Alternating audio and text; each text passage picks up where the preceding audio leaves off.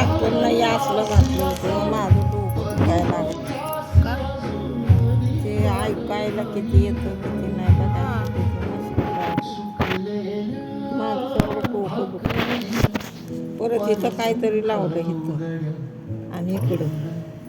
bye bye bye कारण दिवसभर माझं डोकं दुखत